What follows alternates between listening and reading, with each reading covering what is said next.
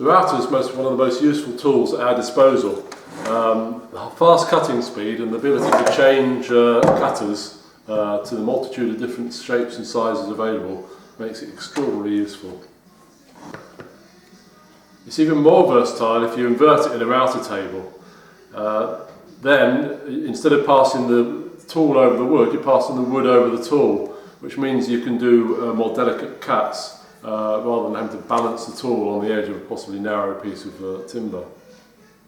And it also gives you just general more control.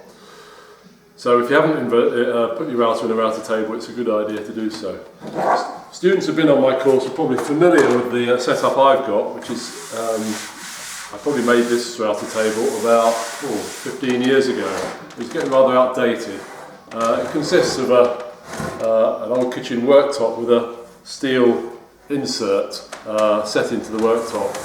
The problems are that, as I say, it's getting outdated. The inserts you can put within the insert are rather cheap plastic things. And also, this is no longer flat. So what I'm planning on doing is making a new one. I'm going to use another piece of kitchen worktop, but I'm just generally updating the facilities on it. I thought you might be interested to see how I go about doing that. This is my current setup. Here's the kitchen worktop with a steel insert with the router fitted in underneath, and you can hinge it up to take the router out and change cutters and things like that. And my fence is just a large block of MDF laminated up. I'm going to make a more robust fence, and I'm also going to use this aluminium router table insert, which you can purchase from Axminster Power Tool Centres. You can buy all sorts of different inserts, phenolic ones and steel ones. This aluminium one, I think, it works quite well.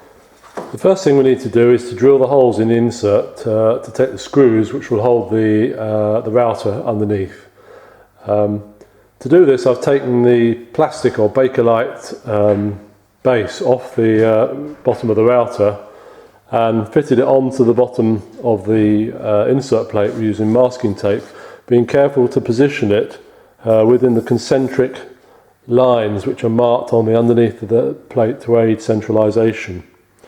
Once I've done that, I'm then going to mark the points where the holes are going to go for the screws, and then we'll drill out. Right, I've marked the position of this screw hole. I'm just going to punch it to help the drill locate.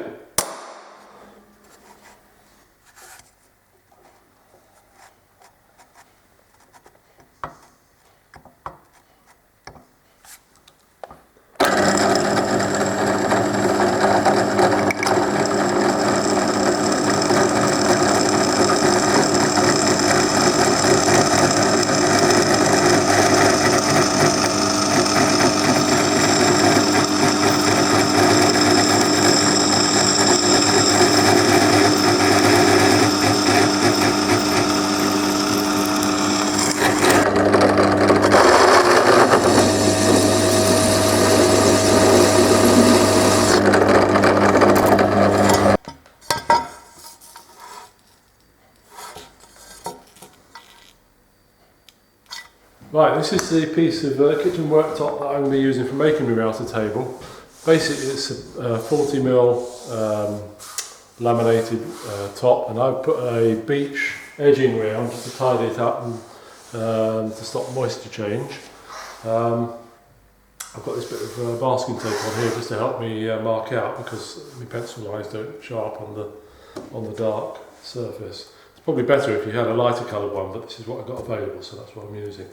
I've checked it quite carefully to make sure it's flat, because obviously that's the most important thing about a router table, that it should be flat, so you get a good reference when you're pushing your timber across. We've got to cut out a recess for the router table insert to sit into, and what I'm going to do is use this bearing guided cutter. I'd prefer to have one that was a little bit shorter, because I'm going to have to use 25mm MDF as a guide. Now if I had a smaller router cutter, one that wasn't so deep, I could use thinner stuff. But I'm going to be using this for making me router fence in future, so it's not going to be wasted for this job. So basically what I'm going to do is lay out these pieces of 25mm MDF so that they form an enclosure around the insert to guide this cutter when we do the trimming. So I'll do that and then I'll show you later. So I've clamped my guide pieces on so that they're totally enclosing the router insert, so it's a nice snug fit in there. You notice also there's some little gaps here.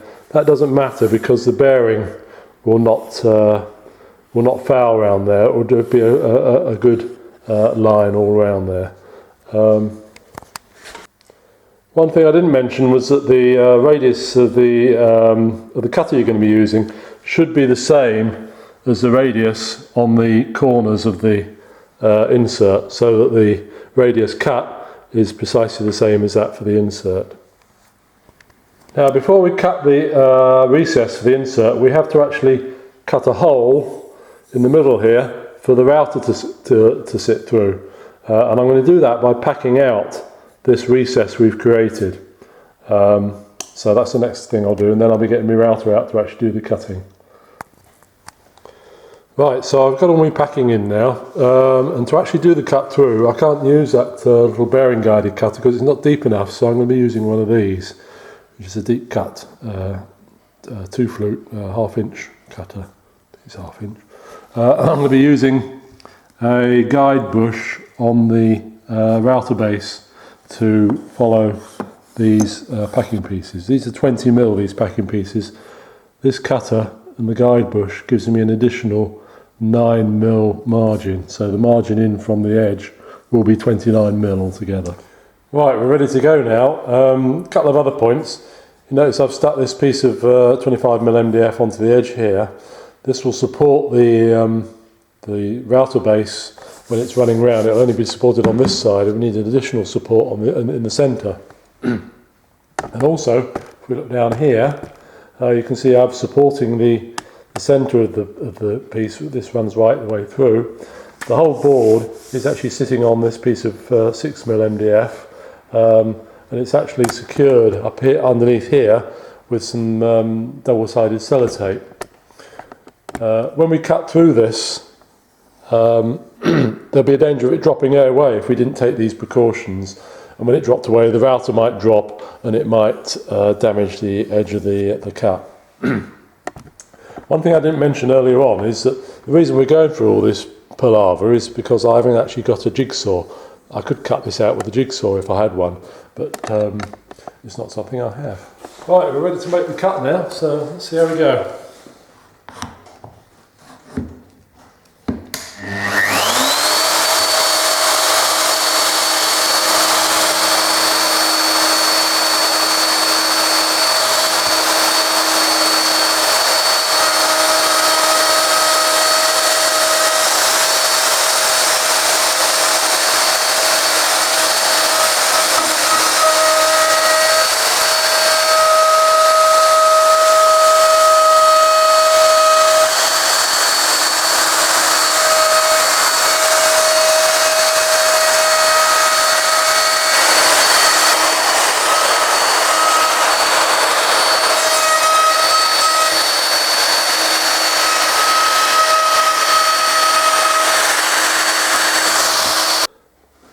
Okay, so now we're going to cut the recess. First thing we need to do is to establish what depth of cut using the depth stock. One way of doing this is to drive the cutter down onto the surface of the worktop with it sitting on top of the MDF, and then offer up the insert to the depth stock. So if I drop that on there and put the insert in there and drive the depth stock down onto it and lock it, and then remove the insert, that should mean that we've got the depth stock set for exactly the depth of the insert. Now we want it a little bit deeper than that, so I'm just going to tweak it up a little bit by using the micro adjustment there. So that will give us a little bit of clearance, and we can just lift it slightly with the adjuster screws. We're now ready to take the cut. It's worth taking a test cut first before we actually go for the cut, just to make sure that everything's hunky-dory. It would be sad to take the cut all the way around and then find out the adjustment isn't quite as we expected. Right, I've done 1 or 2 test cuts into this waist piece here to try and get the right depth, and I'm about happy with what I've got now. So I'm ready to start cutting the recess. I think what I'll do is I'll work round, because I'm not going to go straight to these packing pieces first. I'll cut off the waist on the inside and then get the final line by running the bearing against the packing pieces, these pieces. Right, off we go.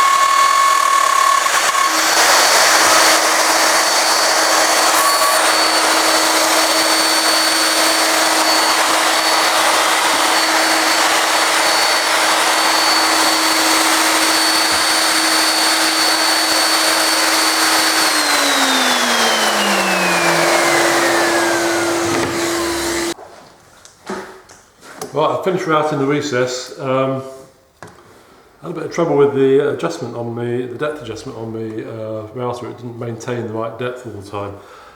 So I'm just checking that I've got the right depth all round before I take this part away, because once I've done that, then I've got a bit of a problem. I won't be able to do any more routing.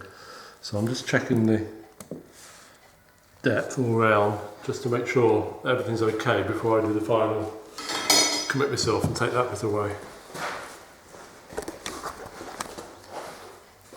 Right, I'm happy with the depth we've got now, so I'm going to take the packing pieces off and see what sort of fit we've got after I've taken the central piece out.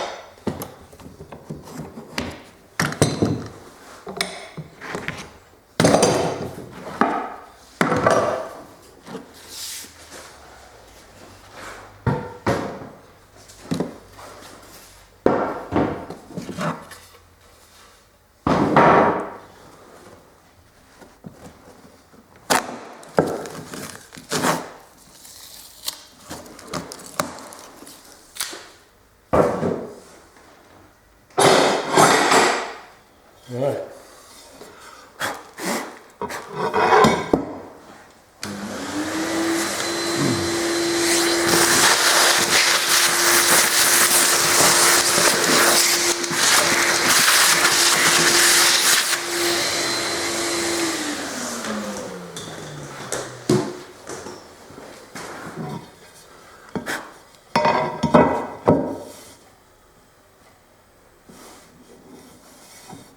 It's not bad, it's not as tight as I would have liked.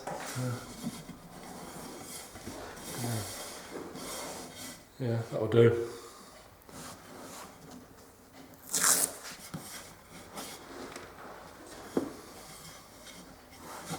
Right, so the next thing is to drill out the holes for setting it in, and also this comes with, I'm not quite sure why, but it comes up with a little set of magnets for each corner that you set into each corner where the adjustment screws are. I think it's possibly to sort of retain the adjustment screws so they don't slacken off, the magnets hold them. So that's the next job, to mark those and drill out the position of them.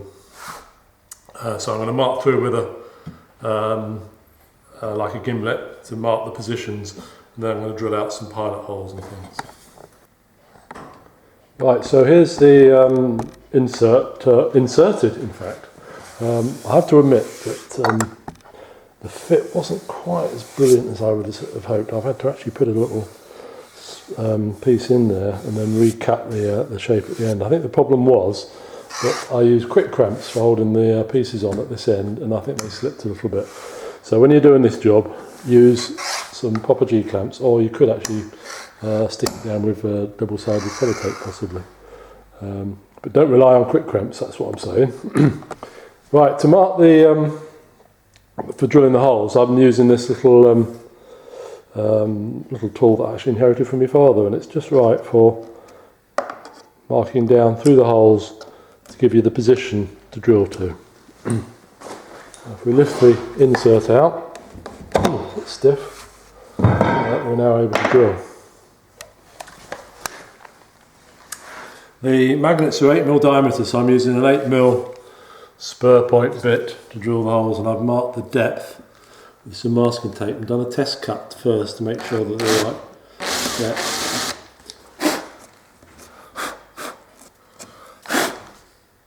Because we want the magnet to be sitting just slightly below the surface of the recess. Okay, so I'm about to insert the magnets. So I'll just put a little dab of glue, Araldite, in there. Just tuck the magnet in there, making sure it's sitting below the surface of the recess.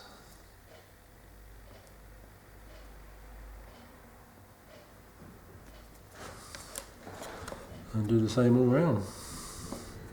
Got more glue than I need there. It's a bit like mustard, you always have a bit left on the side of your plate, don't you?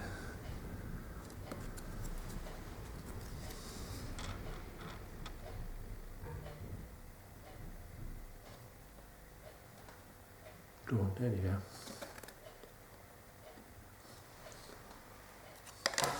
go.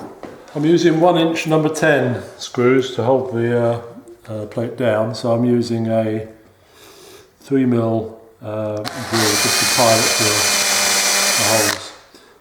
Probably don't need them really because the chipboard's so soft, so might as well.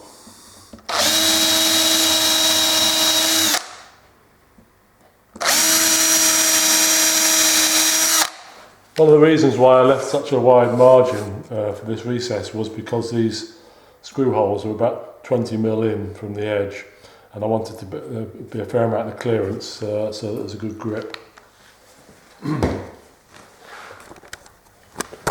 So I've fixed the insert in, and I've adjusted the little adjusting screws at each corner until we've got a nice flat edge along here, checked by a good straight edge. And then I've settled it in with these number 10 1" screws, and sort of combined tightening up the screws and adjusting the adjusting screws until we've got a good even seating.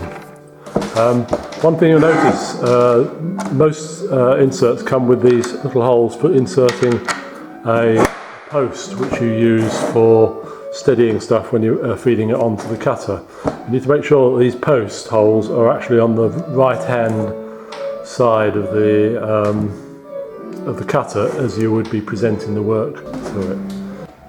I've fitted the router on the underneath using these rather nice machine screws, countersunk machine screws with an Allen key fitting, and pulled it up nice and tightly from underneath, and we're ready to go. I've actually just put this back onto the undercarriage of the old router table, but I am planning on making another cabinet for the router table to fit on, and that will be in another video. So I've finished the table now, so the insert is fully inserted, and I've got the router fitted in underneath using some machine screws through the holes we drilled in the insert. You'll notice that the insert is slightly offset. It's further towards, this is the back of the table where the fence is going to be. It's slightly offset towards the back. That means that we've got a bigger surface here for the work we're working on. We're passing over the router to it's quite useful to have the table hinged, because then that means it's easier to get the cutter out and that sort of thing when you need to. I'm planning on making a fence to go with it, and I'll be doing another video on how I go about doing that.